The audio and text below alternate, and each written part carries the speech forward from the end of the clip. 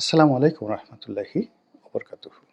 সম্মানিত দর্শক, আজকের এই ভিডিওটি মূলত সম্পাদকীয় আকারে ডক্টর মোহাম্মদ ইউনূসকে কেন্দ্র করে বা তাকে উদ্দেশ্য করে। তিনি আমার এই কথা শুনবেন কিনা আমি জানি না।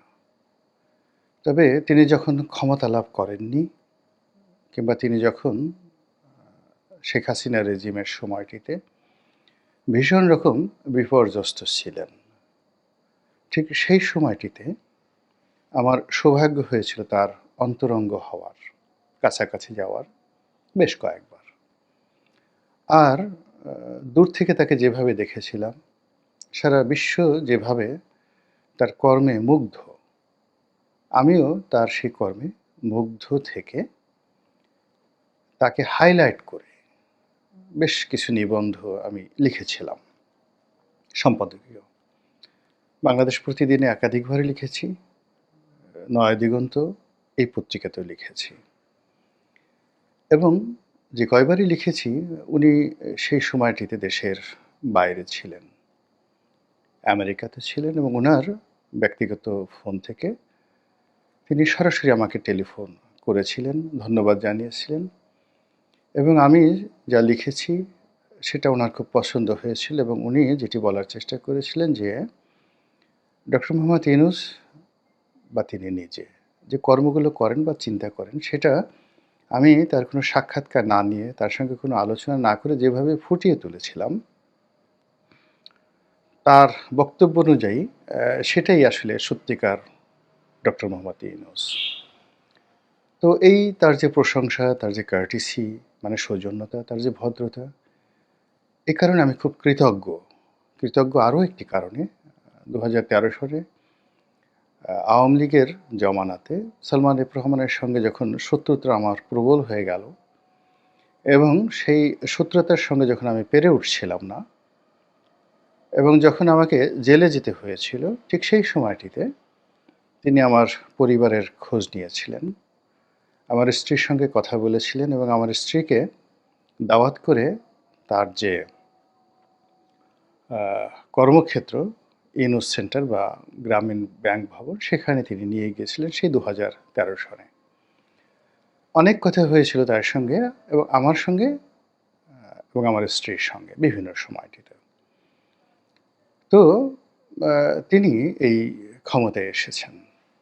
ক্ষমতায় এসেছেন এটা অনেকে আশা না করলেও আমি সে ২০১০-১১ সন থেকে আশা করতাম। আমার কেন জানি মনে হতো সেই মহাভারতের, রামায়ণের কিংবা গ্রিক সাহিত্য কিংবা আরব্য রজনীর যে কাহিনী, সেখানে নিয়তি বারবার মানুষকে যে জিনিসটি শিক্ষা দেয়, আপনি যাকে তাচ্ছিল্য করবেন ঠিক তার কাছে আপনাকে যেতে হবে। তো শেখ হাসিনা তাকে যেভাবে তাচ্ছিল্য করছিলেন, যেভাবে অপমান করার চেষ্টা করছিলেন, আমার কাছে সবসময় মনে হতো যে শেখ হাসিনাকে আসলে পরাজিত হতে হবে নিয়তির কাছে এবং সে পরাজয় ডক্টর মোহাম্মদ ইউনূসের যাকে বলা হয় মাধ্যমেই হবে। এবং এটা নিয়ে আমি অসংখ্য টক শোতে কথা বলেছি, ছোট, ছোট বিষয়ে কথা বলেছি। তো সেই ডক্টর মোহাম্মদ ইউনূস যেদিনই ক্ষমতায় এলেন, আমি বলতে গেলে তার পরের দিন থেকেই তার সমালোচনা করে আসছি এই কারণে যে তিনি ভালো করেন। আ তিনি আমার এই সমালোচনাটা তিনি গ্রহণ করবেন। যে কারণে যে তার সঙ্গে আমার যে সম্পর্কটি, সেই সম্পর্কটি কাছের সম্পর্ক। শত্রুতা তৈরি হওয়ার মতো সম্পর্ক নয়। আর তার জন্য আমি যতটুকু করেছি সেখানে কোনো স্বার্থ ছিল না। আর আমি যে পর্যায়ে আছি সেখান থেকে আ তিনি এখন যেখানে আছেন বা এরপরে যেখানে যাবেন বা আগে যেখানে ছিলেন সেখান থেকে আসলে আমারকে কোনো সহযোগিতা মানে তার দোয়া ছাড়া অন্য কোনো সহযোগিতা দরকার নেই। এই কারণে তাকে অনেক কথাগুলো বলেছি। তো যখন আমি কথাগুলো বলেছিলাম, আজকের এই দিনটিতে যা কিছু ঘটছে, এটি আমি আগস্ট মাসের ৮ তারিখ, ৯ তারিখ, ১০ তারিখে বলা শুরু করেছিলাম। তখন যারা মানে সাধারণত অধৈর্য যাদের খুব বেশি বা সহজে যারা খুব ইনফ্লুয়েন্স হয়ে যান, বা তারা মনে করেন যে সমাজটা লেনাদেনার সমাজ, লোভের সমাজ। তাদের অনেকেই বক্তব্য ছিল যে আমি উপদেষ্টা হতে চাচ্ছি, বা আমি নেতিবাচক চিন্তা করি, আমি আওয়ামী লীগের এজেন্ট অথবা আমি বিএনপির এজেন্ট, আমি জামাতের এজেন্ট। মানে যে যার মতো করে আমার এই কথাগুলো বলার চেষ্টা করেছেন, আমাকে ছোট করার চেষ্টা করেছেন। কিন্তু যে কথা আমি আগস্ট মাসের ৮ তারিখে বলেছিলাম, সেই একই কথা সেপ্টেম্বরে কেউ বলেনি, ভাবেনি। কিন্তু অক্টোবরে এসে সবাই বলা শুরু করলো, এবং এই নভেম্বরে এসে ঠিক সেই ঘটনাগুলি ঘটার চেষ্টা করল। এখন ডক্টর মোহাম্মদ ইউনূস কি করবেন? আমি খুব বিনয়ের সঙ্গে আমার শ্রদ্ধাভাজন ডক্টর মোহাম্মদ ইউনূসকে বলতে চাই যে আপনি এখন আসলে কি করবেন? কি করণীয়? এবং দুর্ভাগ্যজনক হলেও সত্যি যে রাজনীতি সবসময় একটা ওয়ান ওয়ে ট্রাফিক। এখানে যদি আপনি প্রবেশ করেন, আপনাকে গন্তব্যে পৌঁছাতেই হবে। আপনি ফিরে আগের জায়গায় আসতে পারবেন না। যেমন ধরুন ডক্টর মোহাম্মদ ইউনূস 111 এর সময় তার ভূমিকা কেমন ছিল? এটা কার্যত আমরা জানি না। তার যে সরল স্বগোক্তি, সেই সরল স্বগোক্তিতে হলো যে সেনাবাহিনীর কর্মকর্তারা তার বাসায় এসেছিলেন, তাকে প্রধান উপদেষ্টা হওয়ার জন্য জোরাজুরি করেছিলেন। তিনি না হয়ে ফখরুদ্দীন মনিরুদ্দিন সাহেব তাদের হাতই ছেড়ে দিয়েছিলেন। এবং ওই সময়টিতে তিনি একটি রাজনৈতিক দল গঠন করার চেষ্টা করেছিলেন, এবং অল্প কয়েকদিন পরে তিনি যখন বুঝলেন যে রাজনীতি তার কর্ম নয়, তখন তিনি অত্যন্ত সম্মানের সঙ্গে সেখানে নিজেকে প্রত্যাবর্তন করে নিলেন বা প্রত্যার্পণ করে নিলেন, এবং তিনি পুরো জাতির কাছে এয়ারপোর্টে দাঁড়িয়ে কান ধরে ক্ষমা চেয়েছিলেন। তো তার সেই ক্ষমা গৃহীত হয়নি। তার প্রতিপক্ষরা তাকে ছাড়েনি, এবং তাকে সবসময়ই তার মধ্যে তোমারে বধিবে যে গোকুলে বাড়িছে, তার মধ্যে শেখ হাসিনা তার পতনের যে মানচিত্র, এটি ডক্টর মোহাম্মদ ইউনূসের মুখচ্ছবিতে তিনি দেখতে পেয়েছিলেন। ফলে তাকে আক্রমণ করেছেন। তো এই আক্রমণ করতে করতে শেখ হাসিনা নিজেকে এমন একটা জায়গাতে নিয়ে গিয়েছিলেন যেখান থেকে তার আর ফেরার কোনো উপায় ছিল না, নো ওয়ে। আবার এই আমরা যারা ছোটোখাটো রাজনীতি করি, ধরুন আমি 2001 সনে নির্বাচন করব বলে রাজনীতির মাঠে নামলাম। তো 2001 সন থেকে 2008 সন পর্যন্ত শুধু নমিনেশন পাওয়ার জন্য চেষ্টা করলাম। এরপরে নমিনেশন পেলাম, এমপি হলাম 5 বছর। তো এই 5 বছরের যে কর্মকাণ্ড, তার দায় আমাকে এখনো কিন্তু বহন করতে হচ্ছে। আমি যত কথা বলছি, যত ভালো কাজ করছি, যত মন্দ কাজ করছি, সব এই রাজনীতির মধ্যে হারিয়ে যাচ্ছে। আমার ১ম এবং শেষ পরিচয় রাজনীতিবিদ। আমি আওয়ামী লীগ করি, বিএনপি করি না জামাত করি, এটার মধ্যেই মানুষ আমাকে খুঁজে বেড়ায়। কিন্তু আমার যেটা মানবিক সত্তা আছে, আমার যেটা প্রয়োজন আছে, আমার যে আরও অনেক পেশা আছে, এটা কেউ মনে করে না। তদ্রূপ ডক্টর মোহাম্মদ ইউনূস, তিনি নোবেল লরিয়েট, বিশ্বনন্দিত একজন মানুষ। বিশ্ব স্পোর্টসে তার যে গ্রহণযোগ্যতা, সেটা ফিফা বলেন, ক্রিকেট অঙ্গন বলেন, বা অন্য যে কোনো অলিম্পিক বলেন, বিশ্বের ক্রীড়া আসরগুলোতে তিনি নন্দিত ব্যক্তি। নেলসন ম্যান্ডেলার মতো, মোহাম্মদ আলী ক্লের মতো খুবই নন্দিত ব্যক্তি। তো তার এই সকল পরিচয়ে সে একেবারে যাকে বলে ডুবে গিয়েছে রাজনীতির মধ্যে, এবং নিয়তির নির্মম পরিহাসে তিনি সেই রাজনীতির মধ্যেই এসে পা দিয়েছেন, এবং এটাতে তার হয়তো করার কিছুই ছিল না, এটাই তার তকদিরে লেখা ছিল। যেমন ধরেন আমরা যারা রাজনীতি করি, তিনি একটা শব্দ ব্যবহার করেছেন, ম্যাটিকুলাসলি। তো ম্যাটিকুলাসলি মানে ম্যাথমেটিক্যাল টার্মে, অঙ্কের যে সূত্র আছে সেই সূত্র ব্যবহার করে আপনি কোনো একটা বিষয় পরিকল্পনা করবেন, নির্ভুলভাবে পরিকল্পনা করবেন।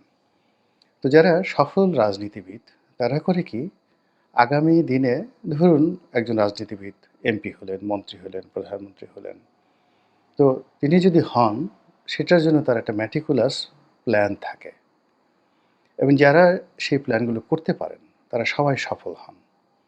যেমন জিয়াউর রহমান সাহেব করতে পেরেছিলেন, তিনি সফল হয়েছেন, কিন্তু বঙ্গবন্ধু পারেননি। শেখ হাসিনা সেই জেলখানাতে বসে তিনি প্ল্যান করেছিলেন। তো ফলে শেখ হাসিনার দুটো জমানা। একটা জমানা ছিল আপনার সেই ৯৬ থেকে ২০০১ এই পুরো সময়টা তিনি ভালো করেছিলেন। আবার ২০০৮ থেকে ২০১২ পর্যন্ত মোটামুটি তিনি কিন্তু একটা গ্রহণযোগ্য পর্যায়ে ছিলেন। এর কারণ হলো তখন ওই সময়টিতে তার সবকিছু meticulously পূর্ব পরিকল্পনা অনুযায়ী তিনি সবকিছু করেছেন। তার নমিনেশন দেওয়া, মন্ত্রিপরিষদে জায়গা দেওয়া, ডেভেলপমেন্ট ওয়ার্ক, তারপরে তিনি কোন, কোন কাজগুলো করবেন, অগ্রাধিকার কী হবে, এই পুরো বিষয়গুলো তার পূর্ব পরিকল্পনা ছিল। কিন্তু ১৩ সনের পরে পুরো পরিস্থিতি তার আর সেই পরিকল্পনা মতো হয়নি। তিনি পরিবেশ পরিস্থিতির সঙ্গে নিজেকে জড়িয়ে ফেলেছেন এবং পরিস্থিতি দ্বারা প্রভাবিত হয়ে তিনি সিদ্ধান্ত নিয়েছেন। ফলে ক্রমশ তিনি পতনের দিকে এগিয়ে গিয়েছেন। তো ডক্টর মোহাম্মদ ইউনূস তিনি যদি সেই ১/১১ পরে মানে ২০০৬ সন থেকেই তার একটা পরিকল্পনা থাকতো যে আমি প্রধানমন্ত্রী হব, প্রধান উপদেষ্টা হব, এতদিন থাকব, এই লোকজনকে নিয়ে আমি এই কাজগুলো করব। তাহলে আজকের যে অবস্থা, সে অবস্থা তৈরি হতো না। কিন্তু মনে হচ্ছে যে তিনি স্বপ্ন দেখতেন হয়তো যে তিনি হতে পারেন, কিন্তু এ কথা তিনি কাউকে প্রকাশ করতেন না। দ্বিতীয়ত শেখ হাসিনার জমানার শেষ ৪-৫ বছরে তার উপর যে সীমাহীন অত্যাচার করা হয়েছে, বিশেষ করে ২০২১ সনের পরে। এর ফলে তিনি বেঁচে থাকার আগ্রহ হারিয়ে ফেলেছিলেন, স্বপ্ন হারিয়ে ফেলেছিলেন এবং রাজনীতি নিয়ে আসলে তিনি চিন্তা করেননি। ফলে তার কাছে যখন এই নিয়ামতটি এলো আগস্ট মাসের ৫ তারিখের পর, তখন তিনি ছিলেন বিমোহিত, তিনি ছিলেন কিংকর্তব্য বিমূঢ় এবং তিনি অনেক কিছু ভুলে গিয়েছিলেন। তিনি তার আপনজনদেরকে ভুলে গিয়েছিলেন। তিনি তার শিক্ষাকে ভুলে গিয়েছিলেন, দীক্ষাকে ভুলে গিয়েছিলেন, প্রতিজ্ঞাকে ভুলে গিয়েছিলেন। ফলে কি হলো, অন্যের সাজানো একটা বাগান, সেই বাগানে তিনি এসে বসলেন। অন্যের একটা সিংহাসন, সেটাতে তিনি বসলেন। তো যার জন্য কি হলো, প্রথম দিন থেকেই এই সরকারের উপর, প্রশাসনের উপর কোনো জায়গাতে তার কোনো কর্তৃত্ব তিনি প্রতিষ্ঠা করতে পারেননি বা করেননি। এবং এই কাজগুলো করার জন্য তার যে বিশ্বস্ত যে লোকগুলো, পরীক্ষিত, এরকম লোকগুলোকে তিনি নিয়োগ করেননি। এবং তিনি একটা প্রবাদ আছে যে আপনার যদি খুব বেশি অনেক বন্ধু থাকে, ইট মিনস আপনার আসলে কোনো বন্ধু নেই। বাংলাদেশে ডক্টর মোহাম্মদ ইউনূসের অনেক বন্ধু আছেন বা ছিলেন, অনেকের সাথে সম্পর্ক, কিন্তু যেটিকে বলা হয় ক্লোজ ফ্রেন্ডশিপ, যেটা পলিটিক্যাল লোকজনের থাকে, সবার থাকে। যেমন বিএনপির একজন নেতা বা আওয়ামী লীগের একজন নেতা, তাদের কিন্তু তারা জানেন যে এই লোকটি এই কাজ করতে পারবে, এ গুন্ডামি করতে পারবে, মাস্তানি করতে পারবে, এ প্রশাসন চালাতে পারবে, এ তার পক্ষে এই কাজটি করতে পারবে, এটি তারা বুঝতে পারে। এটি ডক্টর মোহাম্মদ ইউনূসের ছিল না। ফলে আজকের যে অস্থিরতা, আজকের যে বিশৃঙ্খলা এবং আজকের যে বন্ধনহীন একটা রাষ্ট্রীয় ব্যবস্থা এই আজকের দিন পর্যন্ত আমরা দেখতে পাচ্ছি, এই সময়টাতে আসলে ডক্টর মোহাম্মদ ইউনূসের কী করা উচিত? আমি শুধুমাত্র তাকে বলব যে আপনি কারো কথা শুনবেন না। আপনি দরকার হলে রোজা রাখুন। এটা ধর্মের দিক থেকে নয়। যখন মানুষ রোজা রাখে, ফাস্টিং করে, তখন তার মস্তিষ্কের অনেকগুলো সেল কার্যকর হয়ে যায়, মোতওয়াজ্জহ হয়ে যায়, অটোমেটিক্যালি জ্ঞান ভাণ্ডার খুলে যায়। পেট যত খালি থাকে, মাথা তত উদ্গ্রীব হয়ে যায়। তো আর পেট ভরা থাকলে মাথা অলস হয়ে যায়। তো আপনি ১ দিন বা ২ দিন রোজা থাকুন। আপনি নামাজ পড়েন কি পড়েন না, সেটা বড় ব্যাপার নয়। আপনি সিজদার মতো করে প্রণতি দিন বা মাথা নোয়ান, বিছানায় জায়নামাজে বা আপনার ইচ্ছা মতো নোয়ান। তাহলে কি হলো যে আপনি রোজা রাখার পরে যখন আপনি এই মাথাটা নোয়াবেন, তখন আপনার যে মস্তিষ্কের রক্ত চলাচলটা অন্য সময়, মানে অন্য স্বাভাবিক সময়ের চাইতে, আপনি বসে থাকেন, শুয়ে থাকেন, এর চাইতে অনেক চমৎকারভাবে এটি কাজ করবে। এবং সেখানে বসে আপনি নিজেকে প্রশ্ন করুন, আপনার যে সময়টি ভালো লাগবে, এটি ভোরে হতে পারে, এটি বিকেল হতে পারে, যখন আপনি শারীরিকভাবে মানসিকভাবে ভালো থাকবেন। নিজেকে প্রশ্ন করুন যে আপনার কি পদত্যাগ করা উচিত? আপনার কি চলে যাওয়া উচিত? নাকি আপনি থাকবেন? পরিণতি কিন্তু আপনার সমানই হবে। আপনি পদত্যাগ করলেও আপনাকে ক্ষতিগ্রস্ত হতে হবে, চলে গেলেও ক্ষতিগ্রস্ত হতে হবে। আর আপনি যদি থেকে যান, সেখানে আপনি যদি সফল হন তাহলে একরকম, আর ব্যর্থ হলেও কিন্তু আপনাকে অন্যরকম। তো যদি আপনাকে সফল হতে হয়, তাহলে আপনাকে নিষ্ঠুর হতে হবে, সাহসী হতে হবে এবং অনেক প্রিয়জন, আপনার অনেক প্রিয়জনের যাকে বলা হয়, তাদের বিরুদ্ধে ব্যবস্থা নিতে হবে। একেবারে ঠিক জুলিয়াস সিজারের মতো। তিনি যখন রোমে এলেন, আপনি একটু ইতিহাসটা দেখে নেবেন। জুলিয়াস সিজারের ইতিহাস, অনেকগুলো ইতিহাস আছে। তো তিনি যখন রোমে এলেন কনসাল জেনারেল রূপে, তখন রোমে গৃহযুদ্ধ এবং তার মানে ৩ জন বন্ধু, খুব ঘনিষ্ঠ বন্ধু, ক্রেশাস, তারপর মার্ক অ্যান্টোনিও এবং পম্পেই। তো ২ জন বন্ধুকে তার মেরে ফেলতে হয়েছিল এবং পম্পেইর সঙ্গে তার নিজের মেয়েকে কিন্তু তিনি বিয়ে দিয়েছিলেন এবং ওয়ান্স আপন এ টাইম পম্পেই ওয়াজ বস, এবং সেই যে রাষ্ট্র ক্ষমতাকে স্ট্যাবল করার জন্য তাকে এই কাজ করতে হয়েছিল। আবার শেষ বয়সে তিনি ক্লিওপেট্রার প্রেমে পড়ে তিনি সবকিছু হারিয়ে ফেলেছিলেন, ব্যক্তিত্ব, আত্মমর্যাদাবোধ এবং চিন্তা করার ক্ষমতা। ফলে তার প্রিয় বন্ধু ব্রুটাস, তার হাতে তাকে নিহত হতে হয়েছিল। তবুও সবচেয়ে বড় ব্যাপার হলো, তিনি যদি সেই সময়টিতে রোমকে নিয়ন্ত্রণ না করতেন, তাহলে এই যে প্রায় ১০০০ বছরের রোমান সাম্রাজ্যের ইতিহাস, এটি কিন্তু রচিত হতো না। তো কাজেই আপনি একটা ঐতিহাসিক সময় পেয়েছেন। প্লিজ ভয় পাবেন না। আপনি সাহসী মানুষ, ধৈর্যশীল মানুষ।